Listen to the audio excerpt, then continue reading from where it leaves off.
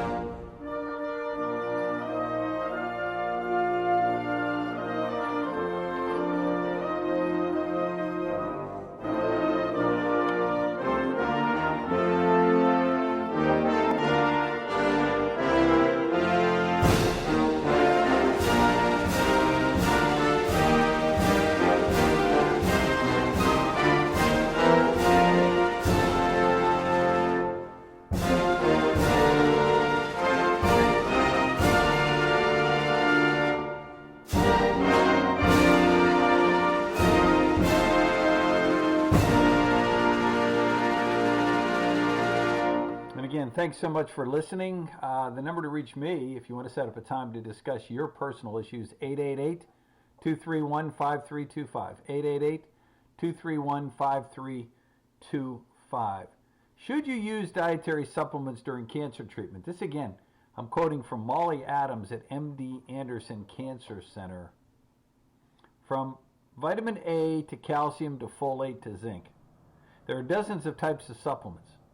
If you're undergoing cancer treatment, you may be wondering if supplements are right for you. Let me just stop right there and say, for the greatest majority of people, we sort of tinker into that world of supplementation, the majority of Americans. We still are of the understanding that most of the nutrients we need come from food. So it's when we receive a diagnosis like this that most individuals then get involved with taking a whole bunch of supplements. And there's a lot of practitioners out there that just dump the whole world at you. I believe on simplistic manners of doing that. There are certain things that can be extremely helpful. Hopefully we'll have time during this series to go through those. He goes on to say, although there can be benefits of taking supplements, there's also risks. We spoke with Gabriel Lopez, MD, Medical Director of MD Anderson's Integrative Medicine Center. He's part of the integrative therapies. To better understand these products and what cancer treatment patients should know. Here's what Dr. Gabriel Lopez, not Len, Gabriel Lopez, MD, MD Anderson Cancer Center said. What can you tell us about the different types of supplements? Supplements are liquids or pill concentrates of vitamins, herbs, minerals, or specific nutrients, such as protein that can be consumed to support your health. Multivitamin supplements are a combination of vitamins, minerals, and other ingredients taken in pill form. They're meant to increase nutrients in your diet. Herbal supplements, which are made from plants, are typically used for medicinal or therapeutic properties. They often come in forms of tea, fresh or dried plants, liquid extracts, or powders. So when may a cancer patient need supplements? Your doctor may prescribe a supplement if you have developed a vitamin deficiency caused by the treatment.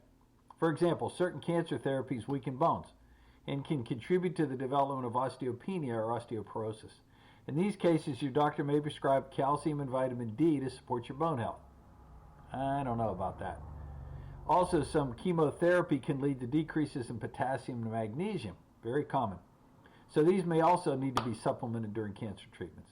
In some cases, supplements may also be needed if cancer treatment makes it difficult for you to get the nutrients you need from whole foods such as fruits, vegetables, whole grains, and meats.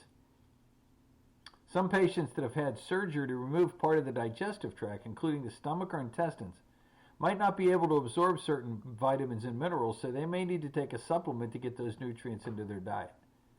If you follow a strict vegan or vegetarian diet, your doctor may prescribe a supplement since a vitamin B deficiency is a major concern. So what are the risks of taking supplements? Again, this is MD Anderson. Herbal supplements can interact negatively with prescription medicines. For example, if the kidney or liver is suppressed to clear a drug from the body, and herbal supplements may interfere with the body's natural metabolic process, causing the medicine to stay in the body for a shorter or longer amount of time than it should. And yes, that is possible, but it's a very rare and very specific type of interaction. If you're undergoing surgery, it's also important to avoid supplements that may increase the bleeding risk, such as garlic extract, ginseng, bilberry, and fish oil. Again, one of the biggest misnomers, fish oil does not cause excessive bleeding. Also, and this is where I agree with him, the quality of herbal supplements is a concern, more so than vitamin or mineral supplements, because I'm not pointing finger, most individuals that buy supplements are buying them at Walmart or Sam's Club, Costco, most of which are imported from our dear friends at China. So he goes on to say, more than with anything else, quality's big. The herbal supplements may not contain the advertised ingredient or quantities consistent with what's on the label. Additional concerns include contamination with heavy metals like arsenic, lead, and mercury. Yep, which is why made in the USA is such a big deal. If a supplement is prescribed, what should the patient consider when choosing it?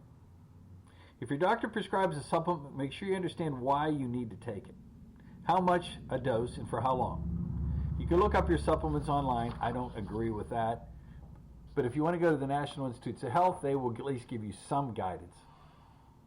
Some supplements have claims on the bottle which aren't consistent with what they actually do.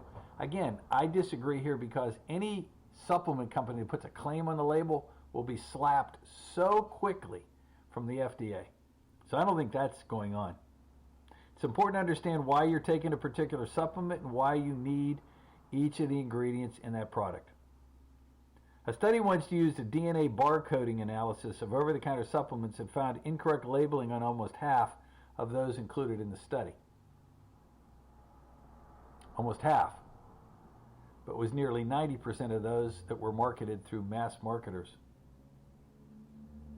One product was labeled as having St. John's wort, an herbal product commonly used to treat depression. It is not commonly used to treat depression. It's hardly ever used anymore. I use it in some topical preps. But the product actually contained senna, which is a non-prescription herbal laxative. It's important to know that what you're putting in your body, so don't accidentally take something that could have an unexpected or negative impact on your health. Multivitamins have several vitamins and minerals, but they may also have dozens of other ingredients that might have harmful side effects in interaction with your prescribed medication, which is why we use very specific forms of multis. It may be best to only take the vitamins you need and avoid ingredients you don't need. Also, be cautious with terms like, and I agree with this, proprietary blend on the label. Proprietary blend. That means it's a recipe you don't want to share with anybody. But it's so easy to hide things in there. If a manufacturer isn't willing to share all the ingredients on the label, you might not know what's really in that product.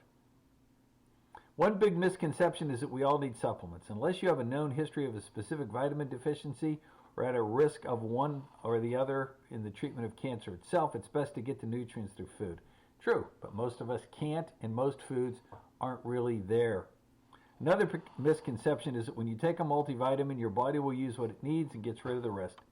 In truth, it's better to not introduce supplements into our body that we just don't need. And I will tell you that probably 95% of the time that I've seen in my 38 years of practice,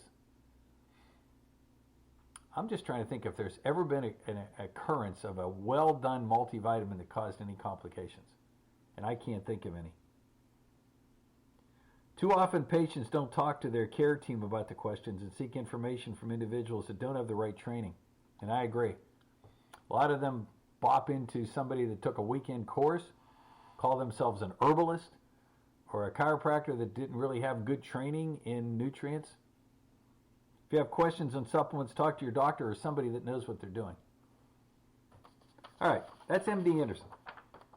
Good information. Now, let me go into what we're going to do tomorrow in part 3. Sharon Palmer, a registered dietitian, did an article called A Therapeutic Controversy. Is supplementing cancer treatment with antioxidants harmful or helpful? So we'll get involved in a little bit more. And then on Wednesday, we're going to do a piece on vitamin C. Now here's a little bit on our buffered C. Hey everybody, I want to talk to you for just a minute about our most popular product called buffered vitamin C. It has a myriad of biological functions. Vitamin C helps toward collagen formation for many body tissues, including skin, gums, teeth, cartilage around joints. It enhances the absorption of iron in the body and is involved in energy metabolism and contributes to reduction of tiredness and fatigue. Vitamin C is the required coenzyme for 2 groups of enzymes that catalyze the cross-linking of collagen fibers. Vitamin C is essential for normal wound healing, capillary health. Also participates in the biosynthesis of carnitine, serotonin, that key neurotransmitter, and certain other neurotransmitters, including norepinephrine. Vitamin C, our buffered forms, water-soluble, chain-breaking antioxidant that reacts directly with superoxide, hydroxy radicals, and singlet oxygen. Vitamin C interacts with glutathione and alpha-lipoic acid and regenerates vitamin E.